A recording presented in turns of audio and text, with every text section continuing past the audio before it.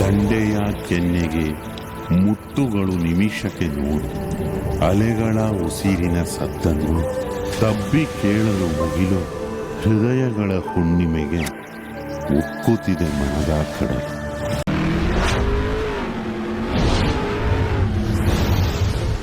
Filmy ಎರಡು ರಾಕ್ಸ್ಗೆ ಸ್ವಾಗತ. ಅದೇ ರೀತಿಗೆ ಮನದ ಕಡಲು ಅನ್ನೋ ಒಂದು ಅಫಿಷಿಯಲ್ ಟೀಸರ್ ಅಂತೂ ರಿಲೀಸ್ ಆಗಿದೆ.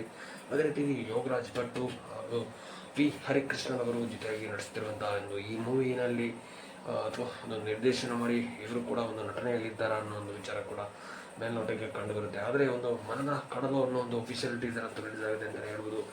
ಕನ್ನಡದಲ್ಲಿ ಮತ್ತೊಂದು ಸಲ ಒಂದು ಒಳ್ಳೆಯ ಒಂದು ಸ್ಟೋರಿ ಇರುವಂಥ ಒಂದು ಮೂವಿ ಮತ್ತೊಂದು ಸಲ ಯೋಗರಾಜ್ ಭಟ್ರ ಅವರ ಒಂದು ನಿರ್ದೇಶನದ ಜೊತೆಗೆ ಕನ್ನಡ ಒಂದು ಸಿನಿ ಫ್ಯಾನ್ಸ್ನವರಿಗೆ ಒಂದು ಮೂವಿ ಬರ್ತಾ ಇದೆ ಅಂತ ಹೇಳಿದ್ರೆ ನಮಗೆಲ್ಲರಿಗೂ ಒಂದ್ಸಲ ಒಂದು ದೊಡ್ಡ ಮಟ್ಟಿನ ಹೆಮ್ಮೆಯ ವಿಚಾರ ಅಂತಲೇ ಹೇಳ್ಬೋದು ಸ್ನೇಹಿತರೆ. ಯಾಕಂತೇಳಿದ್ರೆ ಯೋಗರಾಜ್ ಭಟ್ರವರ ಈ ಮೂವಿಗೋಸ್ಕರ ಒಂದು ದೊಡ್ಡ ಮಟ್ಟಿನಲ್ಲಿ ಸಿನಿ ಫ್ಯಾನ್ಸ್ನವರು ಕಾಯ್ತಾ ಇದ್ದಾರೆ ಅಂತ ಹೇಳೋದು. ಯಾಕಂತೇಳಿದ್ರೆ ಇವರ ಮೂವಿ ಪಂಚರಂಗಿ ಅಂತ ಆಗಿರ್ಬೋದು. ಯಾಕಂತೇಳಿದ್ರೆ ಆ ಮೂವಿ ಒಂದು ದೊಡ್ಡ ಮಟ್ಟಿನಲ್ಲಿ ಒಂದು ಹಿಟ್ ಆಗಿತ್ತು ಅಂತ ಹೇಳ್ಬೋದು. ಅದೇ ಸರದಿ ಸಾಲಿನಲ್ಲಿ ಕೂಡ ಅಂಥದ್ದೇ ಒಂದು ಮೂವಿ ಮತ್ತೊಂದು ಸಲ ಈ ಮೂವಿ ಕೂಡ ಒಂದು ಮನದ ಕಡಲು ಅನ್ನೋ ಒಂದು ಲವ್ ಸ್ಟೋರಿಯ ಮೂವಿ.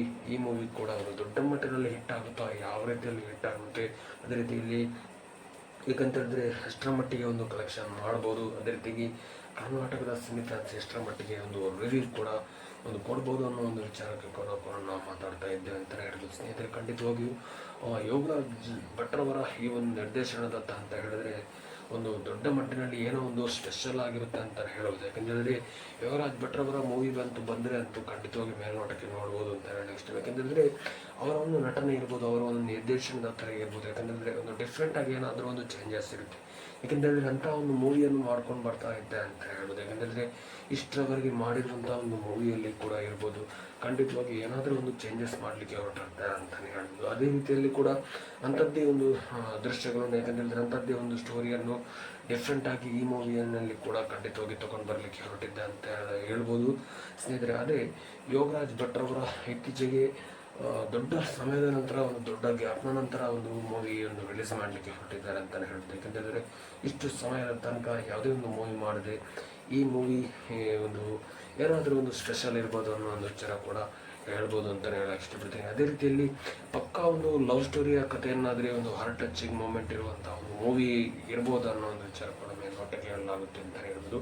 ಅದೇ ರೀತಿಯಲ್ಲಿ ಸ್ಪೆಷಲ್ ಆಗಿ ಹೇಳಕ್ಕೆ ಇಷ್ಟಪಡ್ತೇನೆ ಅಂತ ಹೇಳಿದ್ರೆ ದೊಡ್ಡ ಮಟ್ಟಿನಲ್ಲಿ ಈ ಮೂವಿನಲ್ಲಿ ಒಂದು ಸಾಂಗ್ ಅಟ್ರಾಕ್ಷನ್ ಆಗುತ್ತೆ ಅಂತ ಹೇಳ್ಬೋದು. ಅದೇ ರೀತಿಯಲ್ಲಿ ಇವರ ಹೆಚ್ಚಾಗಿ ಮೂವಿನಲ್ಲಿ ಒಂದು ಸಾಂಗ್ ದೊಡ್ಡ ಮಟ್ಟಿನಲ್ಲಿ ಹಿಟ್ ಆಗುತ್ತೆ ಅಂತ ಹೇಳ್ಬೋದು. ಯಾಕಂತೇಳಿದ್ರೆ ಡಿಫ್ರೆಂಟ್ ಆಗಿ ಒಂದು ಟ್ಯೂನು ಹಾಕ್ಕೊಂಡು, ಯಾಕಂತೇಳಿದ್ರೆ ಪಕ್ಕ ಒಂದು ಲೋಕಲ್ಸ್ ಥರ ಒಂದು ಟ್ಯೂನ್ ರೆಡಿ ಮಾಡಿಕೊಂಡು ಇವರೊಂದು ಸಾಂಗ್ ರೆಡಿ ಮಾಡ್ತಾರೆ ಅಂತ ಹೇಳ್ಬೋದು. ಯಾಕಂತೇಳಿದ್ರೆ ಆ ಒಂದು ಸಾಂಗ್ 100% ಹಿಟ್ ಆಗಿ ಆಗುತ್ತೆ ಅಂತಲೇ ಹೇಳ್ಬೋದು. ಅದೇ ರೀತಿಯಲ್ಲಿ ಕೂಡ ಒಂದು ದೊಡ್ಡ ಮಟ್ಟಿನಲ್ಲಿ ಒಂದು ಸಾಂಗ್ ಮಾಡಲಿಕ್ಕೆ ಹೊರಟಿದ್ದಾರೆ ಅಂತ ಹೇಳಿದ್ರೆ ನಿಜವಾಗ್ಲೂ ತಪ್ಪಾಗಲಿಕ್ಕಿಲ್ಲ ಅಂತಲೇ ಹೇಳ್ಬೋದು ಸ್ನೇಹಿತರೆ. ಅದೇ ರೀತಿಯಲ್ಲಿ ಕೂಡ ಈ ಮೂವಿಯ ಒಂದು ದೊಡ್ಡ ಮಟ್ಟಿನಲ್ಲಿ ಹಿಟ್ ಆಗ್ಬೋದು ಅನ್ನೋ ವಿಚಾರ ಕೂಡ ಮೇಲ್ನೋಟಕ್ಕೆ ಕಾಣ್ಬೋದು ಅಂತ ಹೇಳಕ್ಕೆ ಇಷ್ಟಪಡ್ತೀನಿ.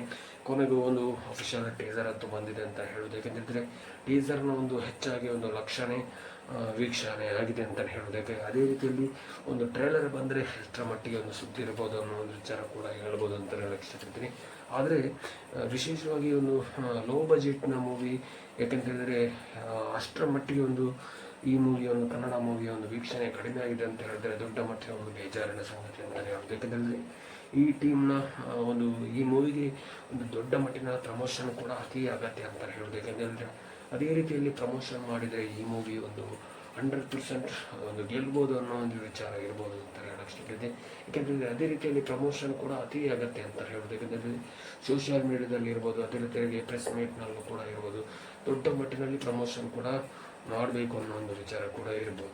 ಅದೇ ರೀತಿಯಲ್ಲಿ ಅಂಥದ್ದೇ ಒಂದು ಎಕ್ಸ್ಪೆಕ್ಟ್ ಮಾಡಿಕೊಂಡು ಈ ಮೂವಿನಲ್ಲಿ ಕೂಡ ಒಂದು ಪ್ರಮೋಷನ್ ಮಾಡಲಿಕ್ಕೆ ಹೋದರೆ ಈ ಮೂವಿಗೆ ಒಂದು ದೊಡ್ಡ ಮಟ್ಟಿನಲ್ಲಿ ಪ್ಲಸ್ ಪಾಯಿಂಟ್ ಅಂತ ಹೇಳ್ಬೋದು. ಆದರೆ ಯೋಗರಾಜ್ ಭಟ್ರವರ ಈ ಮೂವಿಯ ಮೇಲೆ ಡಿಪೆಂಡ್ ಆಗಿ ದೊಡ್ಡ ಮಟ್ಟಿನಲ್ಲಿ ನಿರೀಕ್ಷೆ ಅಂತೂ 100% ಇದ್ದೇ ಇದೆ ಅಂತ ಹೇಳೋದು. ಸ್ನೇಹಿತರೆ, ನೋಡೋಣ ಯಾವ ರೀತಿಯಲ್ಲಿ ಎಕ್ಸ್ಪೆಕ್ಟ್ ಇಟ್ಕೊಂಡು ಜನರಿಗೆ ರೆಸ್ಪಾನ್ಸ್ ಒಳ್ಳೆಯ ರಿವ್ಯೂ ಕೊಡ್ತಾರಾ ಅಥವಾ ನಿರಾಸೆ ಆಗ್ಬೋದು ಅನ್ನೋ ಒಂದು ವಿಚಾರ ಕೂಡ ಈ ಮೂವಿ ರಿಲೀಸ್ ಆದಮೇಲೆ ಗೊತ್ತಾಗ್ಬೋದು ಅಂತ ಹೇಳಕ್ಕೆ ಇಷ್ಟಪಡ್ತೀನಿ.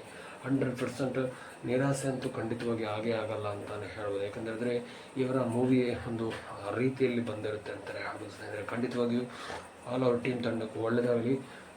ನಮ್ಮ ಕಡೆಯಿಂದ ಕೂಡ ದೊಡ್ಡ ಮಟ್ಟಿನಲ್ಲಿ ವಿಶೇಷ ಅಂತ ನಾವು ಖಂಡಿತವಾಗಿ ಹೇಳೋಕ್ಕೆ ಇಷ್ಟಪಡ್ತೀನಿ. ಫಿಲ್ಮ್ಗೆ ಸಂಬಂಧಪಟ್ಟ ಎಲ್ಲ ಒಂದು ಮಾಹಿತಿಯನ್ನು ಈ ಚಾನಲ್ ನಾವು ಖಂಡಿತವಾಗಿ ಅಪ್ಡೇಟ್ ಮಾಡ್ತಾ ಇರ್ತೀವಿ ಅಂತಲೇ ಹೇಳ್ಬೋದು. Thank you so much. Love you all. ಜೈ ಹಿಂದ್. Thank you. ವಂದೇ ಮಾತರಂ. Thank you.